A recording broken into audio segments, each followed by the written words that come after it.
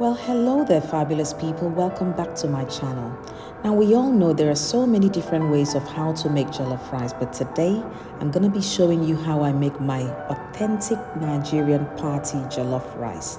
Yes, it is absolutely delicious. So if you're ready, get your aprons on and let's get started.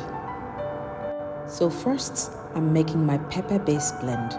I'm going to be using a combination of long red peppers, tomatoes, onion, and also scotch bonnet.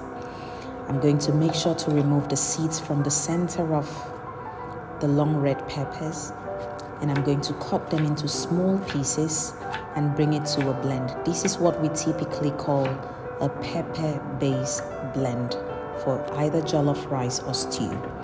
So just add this simply straight onto your blender and blend until it's nice and smooth. Once that's ready, we're going to set this aside for now. Now I'm going to put my pot on the stove. I'll add a little bit of cooking oil. I'm going to chop just half of a large onion, which I'm going to be using for the rice. I'll throw this straight onto the oil and I'm going to fry this until it's nice and lightly golden in color.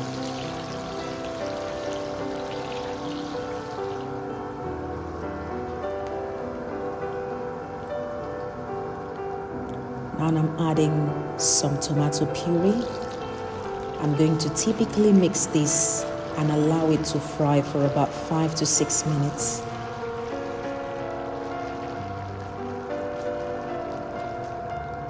Now I'm adding a bit of thyme and a little bit of curry powder as well, typically just about a teaspoon of each. I'm adding some bay leaves and some Knorr cubes. Don't forget to add a little bit of salt to taste as well. And continue to mix and fry this for a total of about 5 to 6 minutes. And now I'm going to pour in my already blended pepper mix. Make sure to reduce your heat to the lowest possible setting, as it might be splashing a lot. Just mix everything very gently until everything is nice and well combined. At this point, I'm going to cover it and allow it to cook for about 15 minutes or so. Now, about 15 minutes later, you can see the oil is nicely separated on top, and that's perfect. I'm going to add my washed rice onto this mix. Add just a cup of water, and then I'll stir this very well to ensure that everything is nicely mixed properly. Now, once I'm satisfied that everything is mixed and combined well, I'm going to put a foil paper on top of the pot. And then I'll place the lid on and I'll just press it down and cover it. Now I've reduced my heat to the very minimum lowest setting, just to make sure it steams nice and slowly. After 15 minutes, I like to turn off the heat completely.